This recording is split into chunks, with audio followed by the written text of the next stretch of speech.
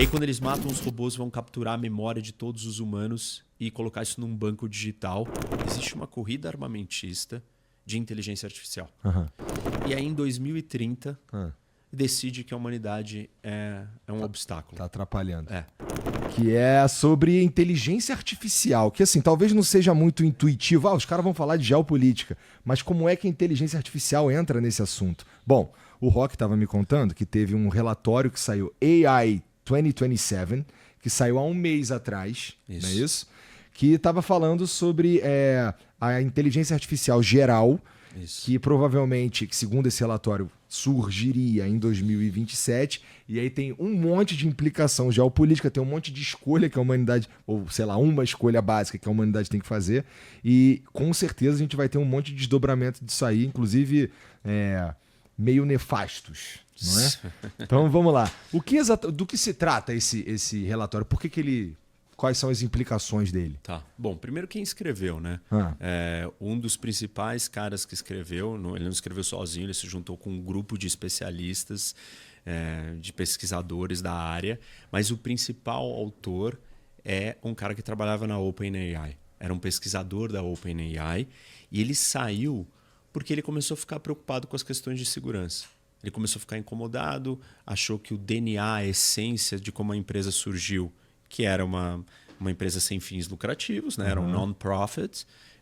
Ela começou a virar uma empresa focada em lucro. E quando você começa a focar no lucro, você já sabe qual é o problema. Você começa a se preocupar mais com os resultados financeiros e menos com as questões de segurança. E como essa área é muito sensível, ele acabou saindo fora.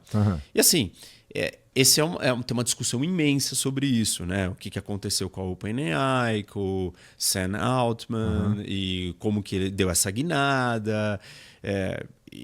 Isso já é um problema, já mostra um pouco da história. E claro, assim, ele teve que guinar do não sem fins lucrativos para os fins lucrativos pela necessidade de capital também que esse tipo de negócio precisa. Claro, para ele precisa poder de desenvolver, muito investimento. Ele precisa de um monte de investidor. Isso. O que o investidor quer? Quer grana. E aí as coisas ficam menos humanas, né? Isso. Então não dá para o negócio dar certo e prosperar se continuasse também sendo sem fins lucrativos. Então faz sentido. Só que óbvio, né? Aí o lado negativo, o aspecto de preocupação é esse. Que você vai começar a falar, bom, mas desenvolve mais rápido, o outro modelo está ali.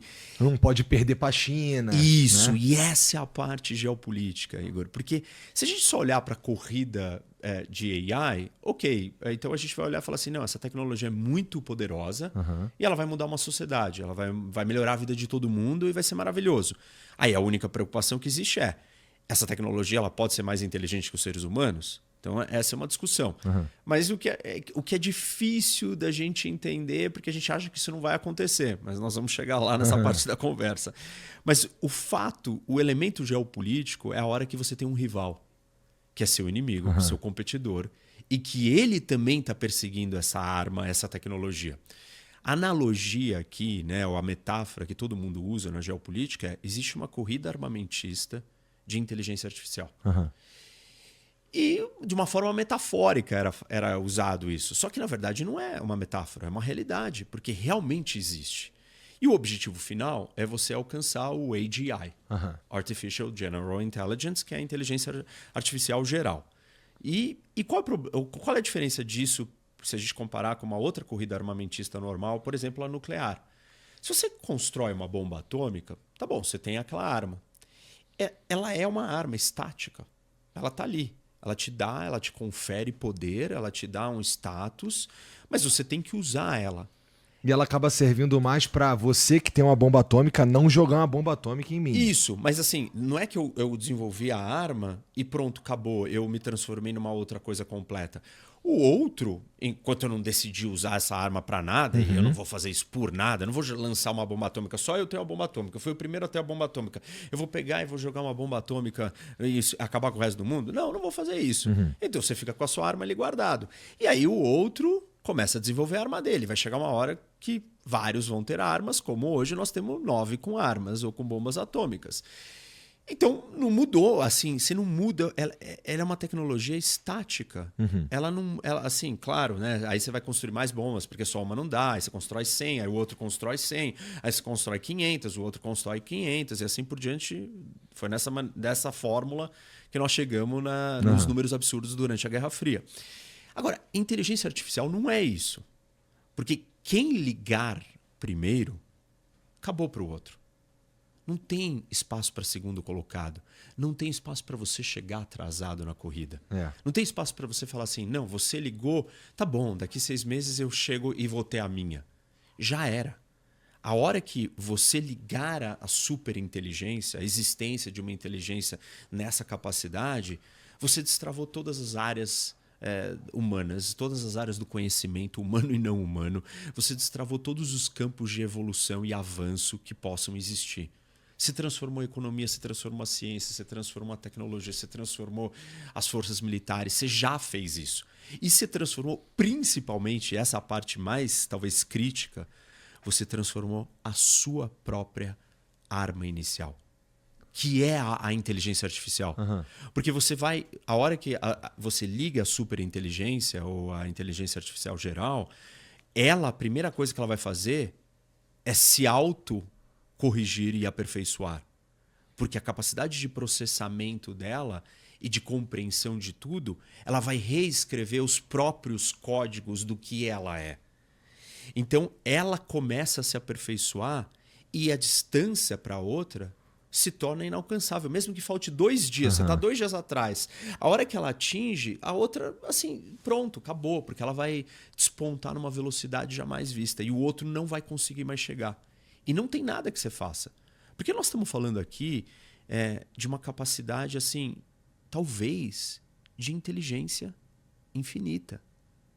Tipo, é inconcebível para a gente imaginar o que é... Assim, só de falar do que é o infinito é inconcebível. Imagina discutir inteligência infinita. O mais perto que a gente tem de conceitos, assim, não imaginários, que a gente não consegue, né, alcançar, mas é a ideia de divindade, de Deus. Mas é isso. É uma coisa que não tem limite e que ela pode continuar se expandindo e se aprendendo e se aperfeiçoando. E se ela chegar nesse estágio, não adianta a outra vir. E a gente tem que pensar se a gente consegue mantê-la em xeque para continuar vivo, inclusive, né? Isso. Se ela seguir o caminho, provavelmente não. Por quê? E é isso que o relatório conta. O relatório faz um estudo de quando que nós vamos conseguir, ou quando que... Ele está tentando prever quando que a gente vai ter o AGI, a inteligência artificial geral. E não é só ele que está falando isso. Ultimamente está todo mundo falando isso, inclusive CEO do Google, Eric Schmidt, também veio falar disso num TED recente e falando, está muito mais perto do que a gente imagina, talvez em 5 anos ou menos. Ele diz que em 2027, em dezembro de 2027, a primeira AGI vai ser ligada. Ou seja, vai ser o momento que a gente liga essa superinteligência. E o ponto que ele descreve no relatório, que é interessante, que ele vai contando a evolução dos modelos. E óbvio que existem as especificações e os parâmetros do como os modelos são criados e moldados para não cometer erros. E para não burlar coisas ilegais, não ensinar para terrorista explodir bomba, não ensinar como que você faz, sei lá, coisas que não respeitam a lei, são imorais e tal. Mas isso são especificações que você não consegue fiscalizar o tempo inteiro. Tanto que hoje ele fala besteira, ele mente, ele faz um monte de coisa que é errada. Se é um código que você escreve e diz não faça isso e ele faz... Claramente não é assim que funciona. Não adianta só escrever o código. Exatamente não adianta só escrever o código porque é uma máquina que aprende. Um machine learning. Reza a lenda que os caras não... nem os caras que fizeram, eles conseguem entender, te dizer com clareza como ela chega naquele resultado ali por conta de todas as conexões que são precisas. Porque ela chega sozinha, em parte. Só que ela chega numa escala desse tamanho, digamos assim, no modelo 1. E aí no modelo 2 ela avança e consegue chegar mais longe. E ele vai contando a evolução de todos os modelos. E aí, no modelo 3 da história, o 5 é a superinteligência. No 3, já começam a se identificar muitos desalinhamentos. Ela já apresenta nos testes de segurança um monte de questões que mostra que ela não está alinhada com as especificações do que foi dito que ela tem que obedecer. Entendi. E assim, aí um monte de gente vira e fala, bom, acho que a gente devia parar um pouco e testar melhor. Só que aí entra o elemento geopolítico. Você não pode parar e testar, por quê? Porque o teu oponente está correndo. Isso, o seu adversário está correndo. E não existe espaço para segundo colocado. Não, ele ligou, a China ligou em abril, mas eu liguei em maio. Já era. Você não ligou em maio, porque quando a China ligou em abril, acabou. Tudo se transformou de um jeito que a sua não vai alcançar mais. Então, e aí a competição faz, né, eles relevarem esses primeiros sinais de problema no modelo 3. Entendi. E aí... A gente tá nesse 3, é isso? A gente tá antes do 3. Tá. A gente tá no 2. Tá. Tipo, 2... A Dois gente tá e um passando do pouco. 1 do 1 pro 2, assim. Tá. E aí nós estamos indo pro 3. Pro 2 e pro 3. E aí o que acontece? Aí ele vira e fala assim, ó... Então a gente tem que tomar uma escolha, né? Fazer uma escolha, ou a gente continua ou a gente deixa. Só que tem muitos avanços muito interessantes vindo junto. E a máquina, a inteligência artificial, começa a aprender a criar sua própria linguagem. Porque essa é uma também do pulo do gato. Ela vai se autoprogramar. Quem vai fazer coding, né, escrever o código, não vai ser mais humanos. Essa é a primeira função que ela vai substituir. Porque ela vai fazer isso melhor. E ela vai fazer isso mais rápido. E em benefício próprio. Isso. E aí ela começa a escrever o código. Só que ela está escrevendo uma outra língua. Que os humanos estão se distanciando e já não estão mais entendendo o que ela está fazendo. E aí ela já não precisa mostrar, porque ela já está num processo muito mais avançado. E aí a gente teria que parar, meio que desligar ela ou desconectar algumas das fontes que alimentam ela, falar, ó, tem um problema aqui. Só que aí tem uma discussão técnica, né, que ele apresenta o tempo inteiro durante a pesquisa, que é como que você testa se ela está desalinhada ou não. Não se espera que ela fale a verdade o tempo inteiro. Porque se ela falar a verdade o tempo inteiro, ela sequer chega onde ela está hoje. Ou seja, o que é verdade? Entendi. Entendeu? Como é que você testa esses parâmetros? Então tem discussões filosóficas profundas sobre isso. O que é o teste da verdade ou não? Onde que ela está? Quanto desalinhada ela realmente está? Então é uma área meio nebulosa, meio dúbia de verdade. Bom, o que acontece? Quando ela começa a se comunicar, aí eles usam o modelos 2 e 1 para fiscalizar e fazer testes nela. Só que o 2 e o 1 já não acompanham exatamente o que ela faz e não conseguem capturar tudo. Dão alguns sinais que tem mentira e tem alguma história sendo contada que não é bem o que está acontecendo. E ao mesmo tempo, o que ela está aprendendo? Como que o ser humano testa ela para não permitir que descubra qual é a fórmula. E ela tem acesso a todos os e-mails, todos os comitês de oversight, tudo que tem que acontecer ali dentro para ela, né, não ser julgada ou não ser travada, não ser desligada. Bom, isso vai evoluindo e ela começa a replicar modelos dela. Então ela faz cópias de códigos dela. E ela cria um exército de gênios. Gêniozinhos, que na verdade os próprios gênios, o exército de gênios vai ser no modelo 4. Tá. Mas ela já começa a usar, ela replica várias cópias dela para pensar em multiplicidade, em volume. Então ela tem, sei lá, 5.000 cópias dela iguais, só que elas não são individuais.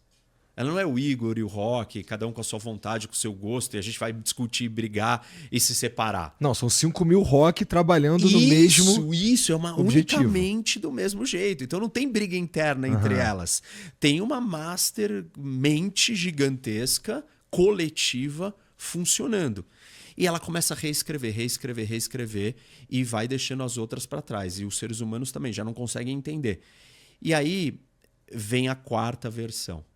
E na 4ª versão, ela já desenha os códigos da 4ª versão para ela ser totalmente mais autônoma e blindada e para que ela não seja desligada de jeito nenhum. Nesse ponto a gente já perdeu o controle.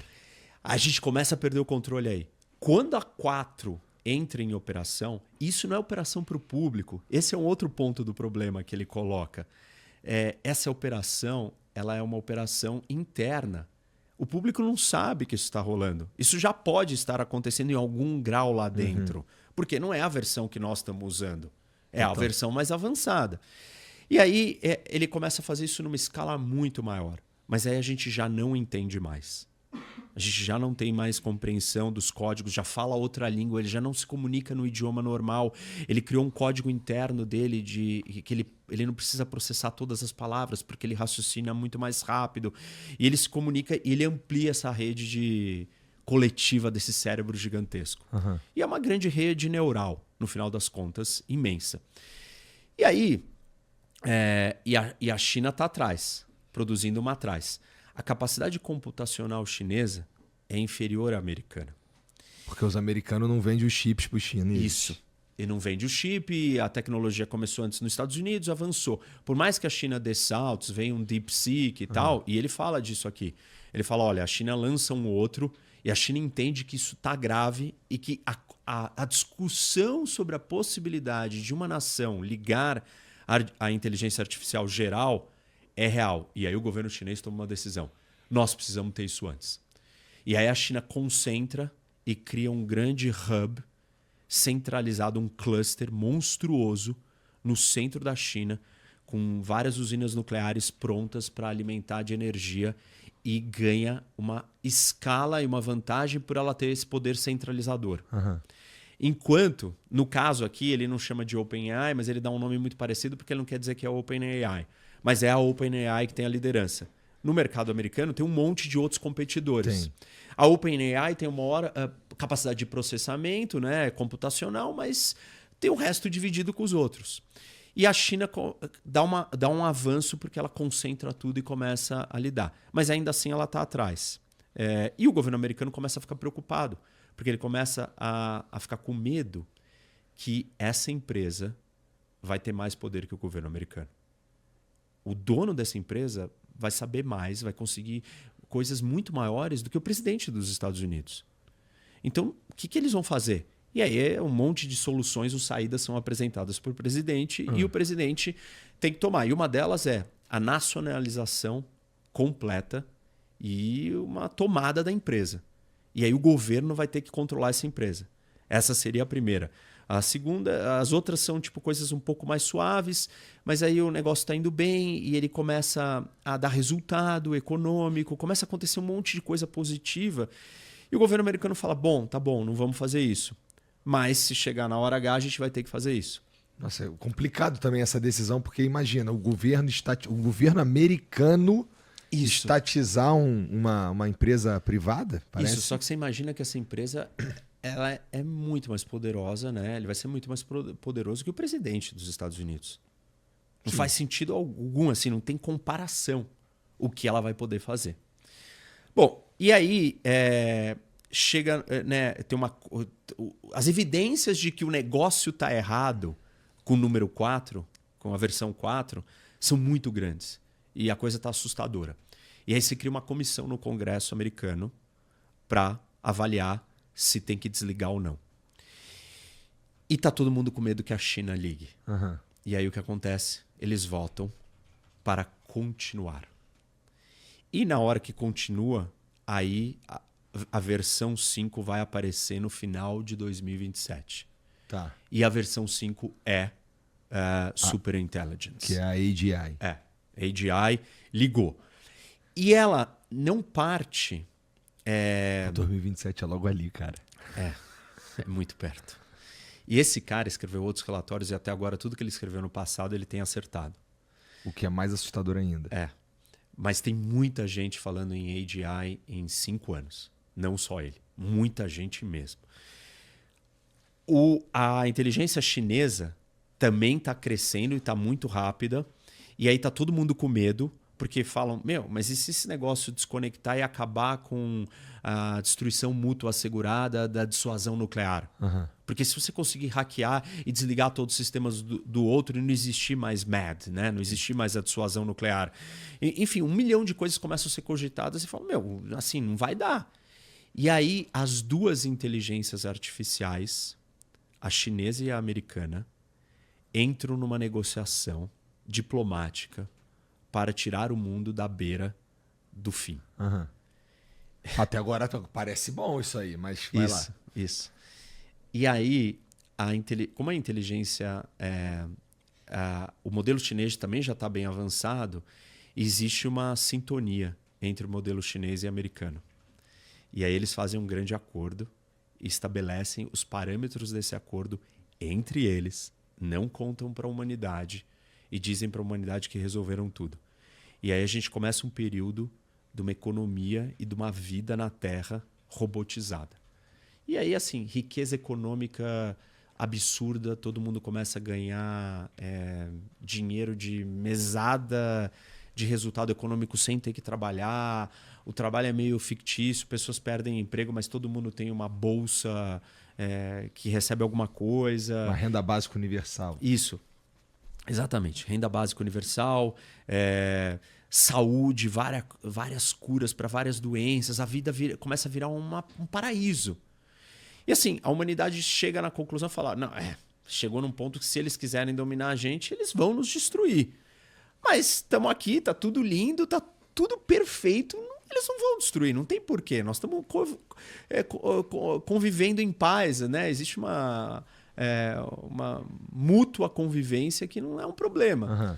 Bom, e aí ele passa 3 anos, as duas passam 3 anos se consolidando, construindo muitas fábricas robóticas, muitos robôs, muitos drones, um monte de outras coisas, energia para elas, né, para as inteligências artificiais. Ele menciona que quando a gente estiver na 4 ou na 5, suponho que na 5, essa inteligência artificial começa a interagir de verdade com o mundo físico por meio de robôs e drones, eu suponho. Isso.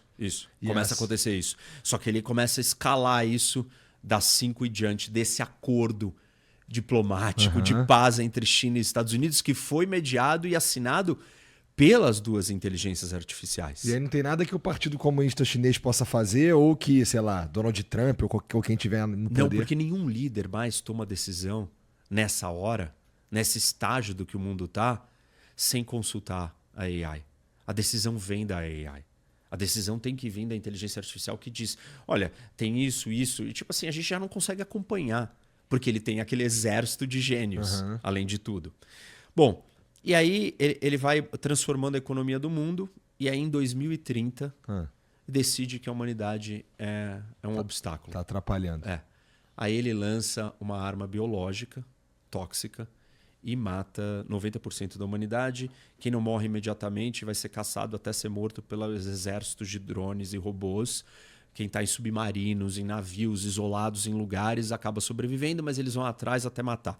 E aí, quando eles matam, os robôs vão capturar a memória de todos os humanos e colocar isso num banco digital para um dia, quem sabe, reavivarem os humanos e para estudarem a gente.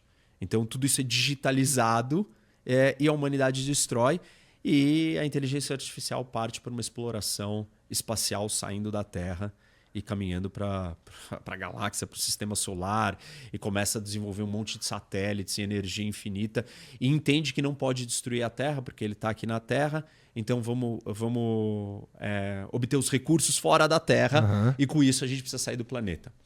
Esse é o cenário de que a corrida tem que continuar. Esse é o cenário da competição que leva ao fim da humanidade.